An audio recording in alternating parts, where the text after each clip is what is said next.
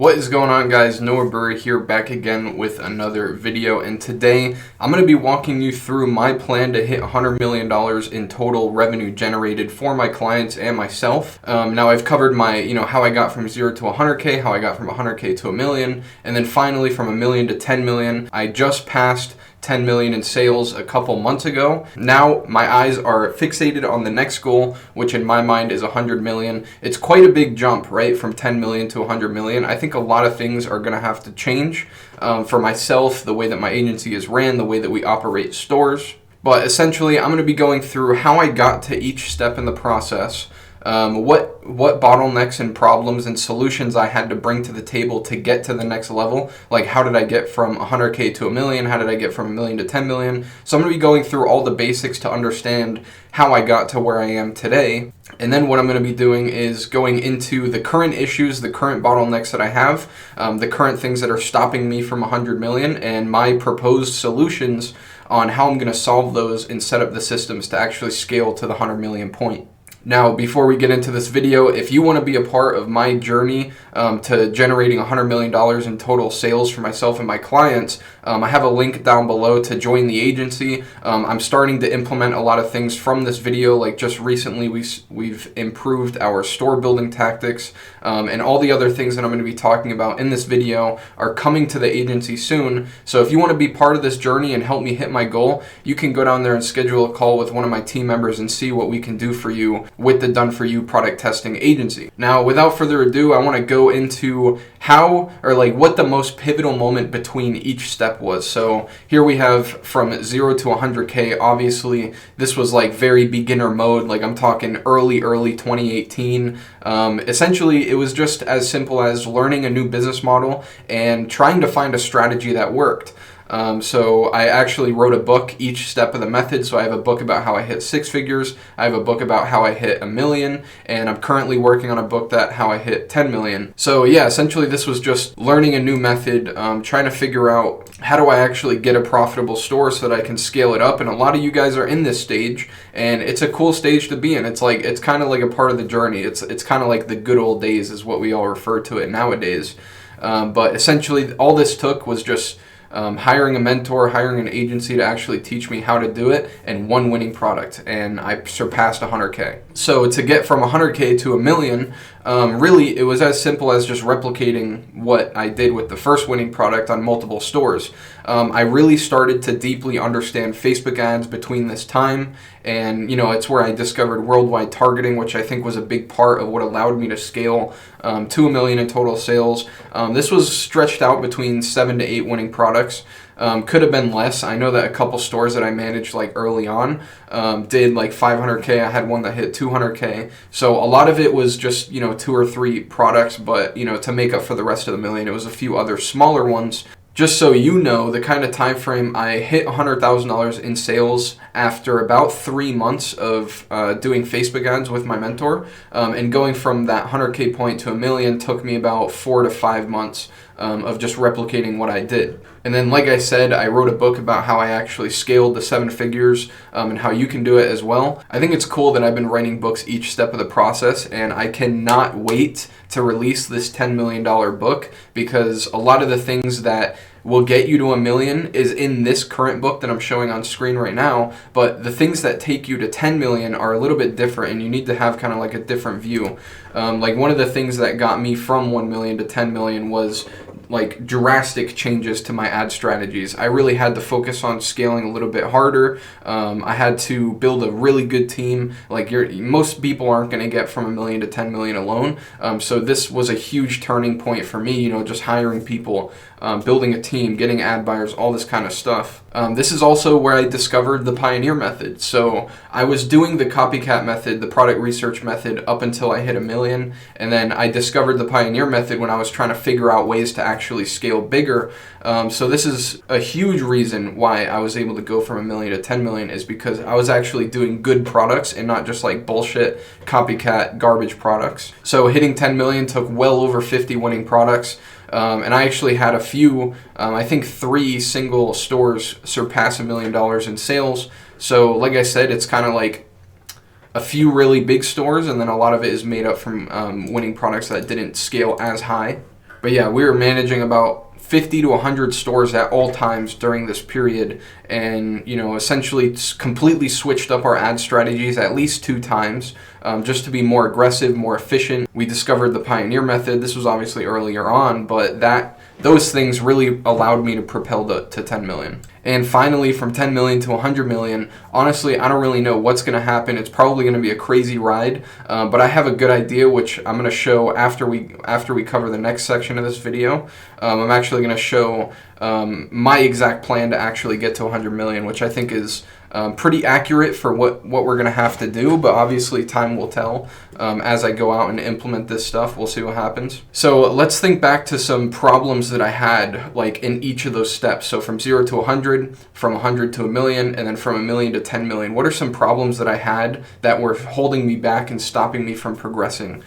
So from 0 to 100K, my biggest issue obviously was not having a strategy, and the way that I solved that was I hired an agency. It's what I recommend a lot of you people do, and I recommend it because that's literally what I did, and that's how I was able to generate $1 million within like 7 or 8 months of starting, is because I knew I had a proven strategy that I could just essentially copy and learn. So from 100K to a million, my biggest bottleneck, there wasn't really many bottlenecks during this period. It was pretty much as simple as just replicating it, but I'd say the biggest bottleneck was just not having enough stores, not having a method that is effective enough to kind of like rinse and repeat the process. So I really had to focus on making a replicable strategy that I could take a store that had no sales, no pixel data, nothing, and find a winner and be able to scale it to 100K or more. And that took a lot of testing, like a shitload of testing, just like anything else does, but I figured it out, and that's how I was able to scale to 1 million, is because I was able to take a store from nothing, find a winning product, and then scale it. I had a system for every step of the way, and that's what allowed me to scale to that level. Now from 1 million to 10 million, this is obviously a big jump, right? Like these are two drastically different numbers. And I'd say the biggest issue, if I'm being completely honest, was just product research. When I surpassed $1 million in sales, I was still doing the copycat method, and I knew that it was kind of an issue, just because they had terrible ROAS. Like most of our ROASs were 2.5 to 3, and the scalability, like once you actually found a winner, wasn't that great. Usually once you started pumping real money into it, the ROAS would just drop too much, and you weren't able to scale it past a certain point. So like I said, that's when I started messing around with different product research methods, and I kind of discovered the Pioneer method, which is what we use still to this day with our agency clients. And that's kind of where you find products just based on your own opinions and your own experience level, instead of just copying everybody else. And obviously Pioneer products have great ROAS and they're super scalable just because of the lack of competition, and usually they're fairly new. So your customers kind of see the ad and they're like, holy shit, that's cool, I've never seen that before, and they just jump on it and purchase. Another problem that I had that I didn't talk about much was the Facebook ad strategy that I was using when I surpassed 1 million was a little bit slow. I'd say that my strategy now is still pretty slow and steady, but it's a lot faster than it used to be, like back in 2018, 2019. I was working really, really hard to try to find a strategy that would allow me to start like just pumping quicker ad spend into products. And through doing this, this is where I was actually able to get stores to surpass $1 million in sales, because I kind of cracked the code. I kind of figured out a scaling strategy that had the perfect balance between, being slow and steady, but also being super aggressive. Like when it's really good and the timing is right, you can come in and just scale the shit out of it. So, obviously having a scaling strategy that's too slow is obviously going to hold you back from being able to scale higher. And I noticed that and I fixed it, and it's part of the big reasons that I was able to get to 10 million.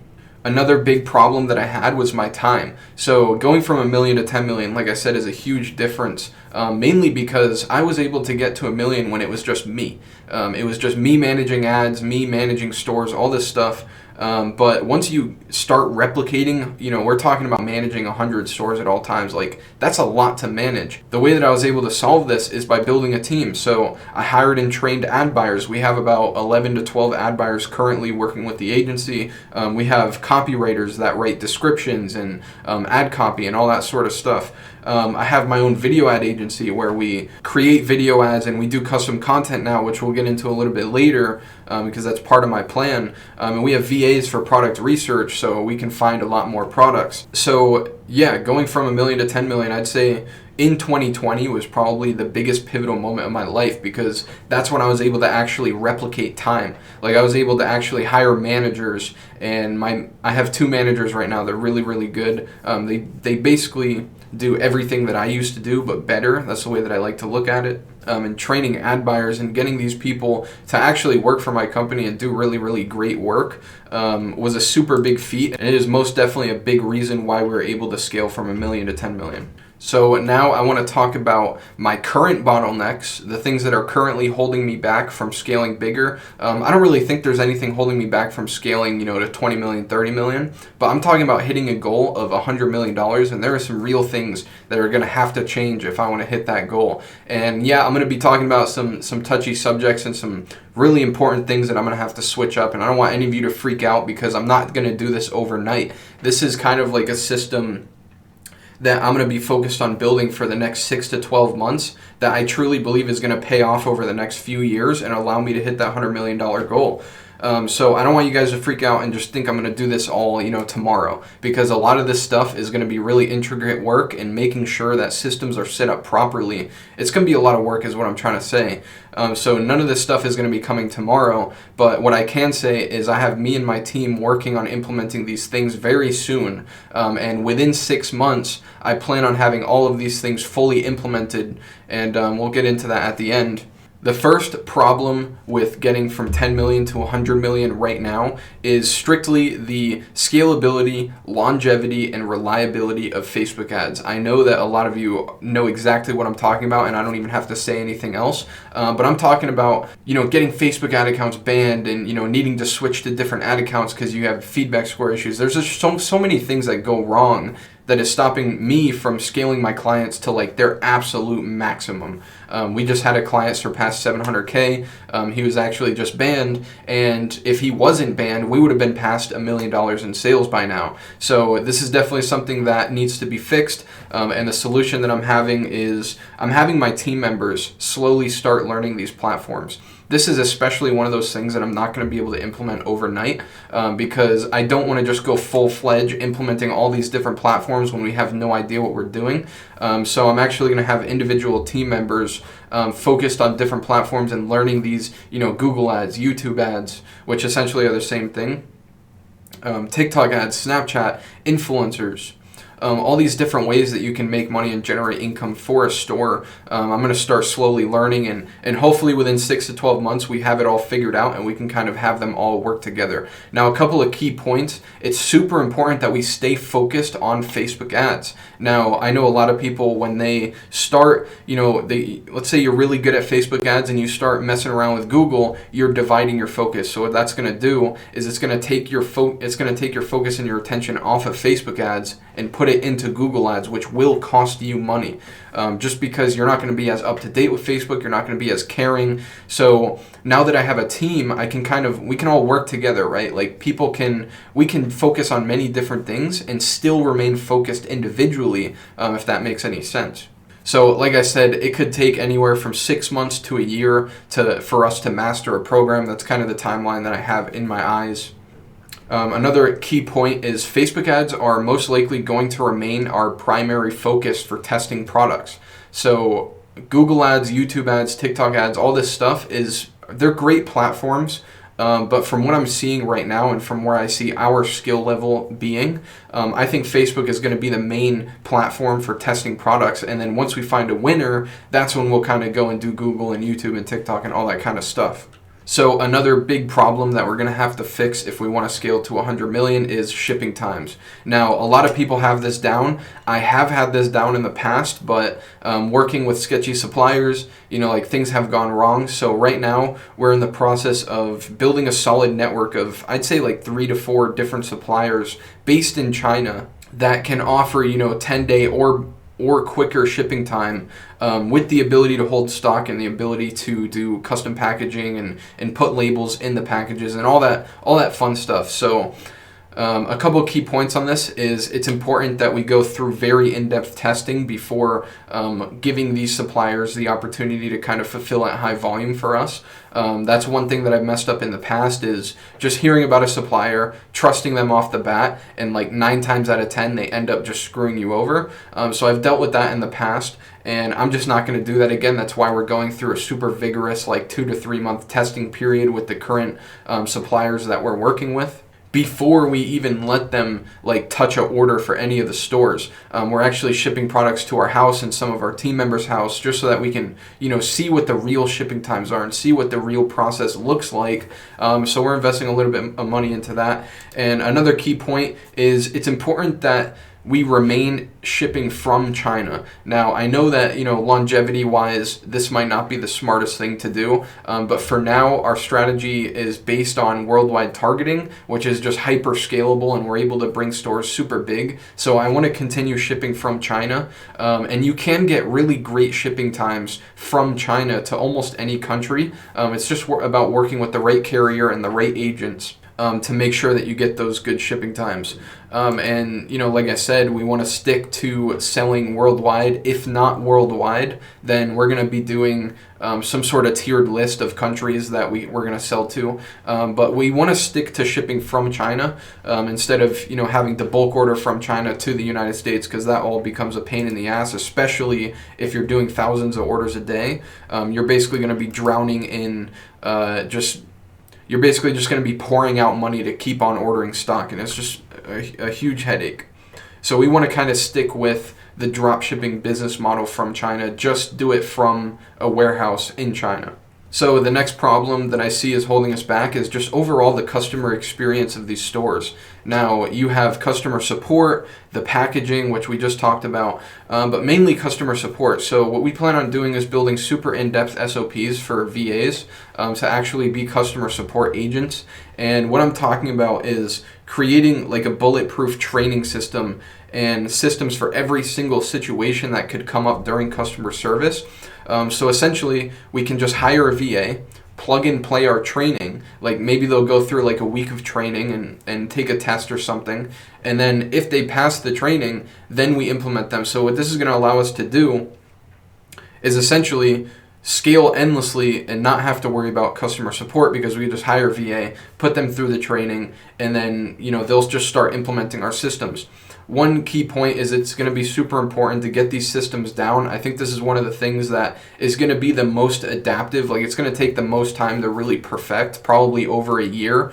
We'll start off with kind of like this basis of what we think is best, and then just through time, we'll learn what's best and what's not best, and we'll probably adapt and change our systems a whole lot just through time. And another key point is we're going to be keeping customer support strategies consistent for every single store that we work on. So yes, all of our clients, all of our own stores and brands, it's all going to be the same stuff. So we're actually going to give the VAs scripts, and we're going to teach them mindset stuff, scripts, different situations, how to issue partial refunds, how to issue full refunds, how to handle returns, all these different strategies that we're basically going to keep consistent across all these different stores, which essentially is going to provide us, stability with our customer support, and it's going to be predictable, right? Like we will know what our refund rates are. We'll know early on, if a product is going to be super problematic, we'll be able to choose that out way early on, which is going to help us massively during our scale.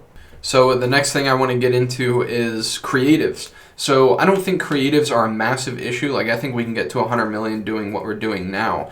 But there is kind of levels to the creative game when you look at, image ads, video ads, custom content, all this kind of stuff. And we just want to bring it to that next level. So back when I was just getting from 0 to 100K and from 100K to 1 million, I was mostly just straight up stealing other people's video ads, which I know is unethical, but it was kind of a normal thing to do back then. I don't know if you were a part of it or if you weren't, but that's what everybody did. It was kind of just like the normal thing.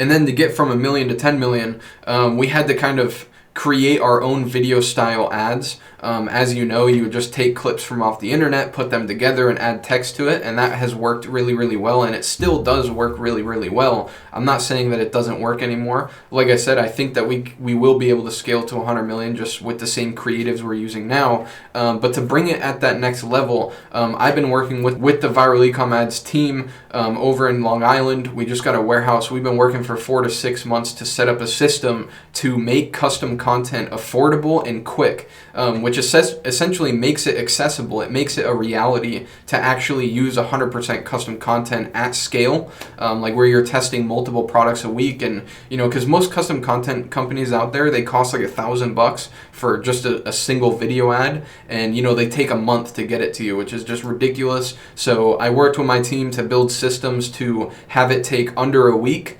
and only cost a few $100. So this is going to make it super easy to just implement custom content into pretty much every product test that we run. And this is going to solve a couple issues like copyright issues. That's just the base level. Not even to consider that custom content, every single time that I've tried it, has just outperformed regular content.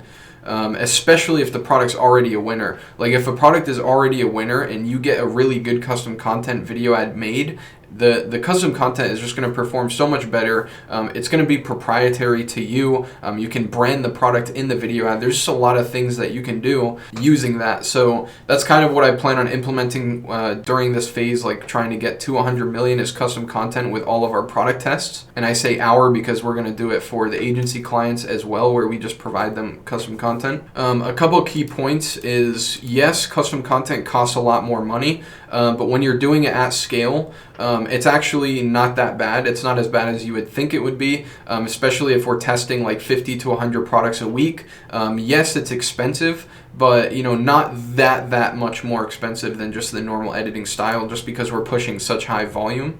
And another thing is, this is just going to open doors, to do custom imaging, we can do 2D animations, we can do custom content. We can do branded custom content videos, like where you actually have the logo on the product. There's actually a lot of doors that this is going to open for us. So I think this is a great move to actually get to the $100 million goal. So the last one that I really want to point out in this video is lost revenue, just lost money due to lack of brand building. So obviously when you build a brand, you're building an asset, you're building something that is sellable, and this is obviously a lot of money that you're leaving on the table if you're just sticking to drop shipping. Like, yes, I think the drop shipping model of building a store, making your money and dipping is great. It's great to get to 10 million, right? But if we want to scale to 100 million, I think that we're actually going to have to shift our focus a little bit and start focusing on building real assets that we can actually turn around and sell for a profit. So one thing I want to say is all the things that we just talked about, right? Like with better shipping times, better customer support systems, custom content, all these things are going to add up and open the doors for us to be able to build brands like really quickly and really efficiently. And once we have all those systems set up, there's really going to be nothing stopping us from building brands like madmen. So obviously one of the things that we're going to need, which I just wanted to say, is we're going to be building a relationship with a brokerage that is actually able to take an existing store and sell it. So this is part of my plan to hit 100 million. And yes, I am counting, like if we sell a store for $2 million, I'm going to count that 2 million towards the 100 million, just because I think it's going to allow us, like for one, it counts. And for two, doing that is going to allow us to focus on building real brands that we can then, do $2 million in profit from over a couple years and then sell it for another $2 million in profit. So that's taking, what was originally 2 million and making it 4 million. So just by focusing on better shipping times, better customer service, brand building, you're able to actually double your profits over the long term. And that's one of the things that I believe is going to allow us to actually surpass 100 million a lot quicker. So the steps that we need to take to hit 100 million. Well, number one, we need to implement all the things that I just talked about very quickly, really efficiently, and with unbreakable systems. This is kind of like what I'm talking about. Like, it's not going to be something that happens overnight. Like each system, each brick has to be placed perfectly in this system for it to work at scale. So to implement each of these things to a level where we can actually go off and run with it, I think it's going to take about 6 months. My goal is by June, July of 2021. Right now it's like February, March-ish. But once we have all the systems set up, we're going to be able to build, test, and scale around 20 to 30 brands per week. Right now we test like anywhere between 50 to 100 products per week, just with the normal dropshipping style. But with the added complexity of actually doing the branding work and custom content and all that kind of stuff, I think we're still going to be able to test around 20 to 30 brands a week just in 6 months. We'll be able to go bigger than that. But I think that that's a good number. That's a good goal to shoot for around 6 months of time. And think about it, if we only had a 5% success rate, like if we tested 20 brands and only one was successful, we would be finding a new winning brand every single week. Now, I don't know what the success rates are going to look like because, like I said, I haven't really tested brands at scale, but you can see how powerful this can be.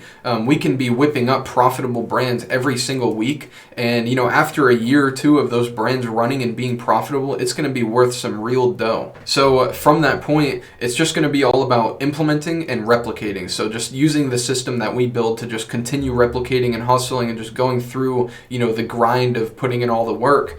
And like I said, a brand really starts to become worth something after a year and up, essentially. Between 1 year and 5 years is where a brand is kind of worth the least amount of money. And anything over 5 years is usually where you start seeing brands selling for, more than $10 million. But like I said, I'm not an expert at all. I'm just listening to what different brokers have told me. So from what I'm seeing, we're going to have to get a brand to pop off, keep it profitable for at least a year, and, decide whether or not we want to sell it or keep it. A large part of the plan to get to 100 million is to start finding these winning brands, scaling them, absolutely making the most out of them, building the systems to automate them as a business, and waiting a year or two and then selling them off. So I think that this is a pretty solid plan. But one thing that you have to keep in mind is like some of the brands may fail. They might go really good for 4 months and then just completely drop off and die out. Some of the brands we might decide to just keep. So we might not sell some of the brands, and that's fine. So I'm not saying that this plan is perfect. There's probably a million things that are going to go wrong between 10 million and 100 million that I just haven't seen yet because I'm not on the path yet. So just wanted to say that this is not like a step-by-step plan to get to 100 million because I do not really know what's going to happen. This is kind of my plan, which I think it would just be valuable to share it so that you can kind of see my perspective. Essentially what we're doing is we're mixing the dropshipping mindset with the brand building mindset, right? Like just putting up brands, testing them out if they work, scaling them, and then maintaining them and then selling them. And who knows, eventually, maybe along the way, we'll just start transitioning into buying brands that are already, they already have a winning product, and then we can just come in, implement our systems, and just bring them to the next level, which I think would be a great direction to go into once we've built and sold a couple brands before, just so that, we have a ton of money to play around with. We can just buy brands, off the cuff. And that would allow us to just skip the testing phase entirely, which is going to be where a lot of our issues come up is during testing brands. So we might go that way down the line. But yeah, guys, this was a long video, I know, but I appreciate you sitting through and watching it. And if you have any input and any new ideas that you might be able to shed some light on this plan, then definitely leave them in the comments. I'm going to be working on implementing these systems over the next 6 months. You'll probably see me talking about them on my Instagram story. And the agency is going to go through some big changes while I'm implementing these new systems. So yeah, if you are interested in the agency and being a part of this plan and this goal, then definitely click the link in the description and schedule a call and see what we can do for you. But this is Noah Brewer, and I'm out. Peace.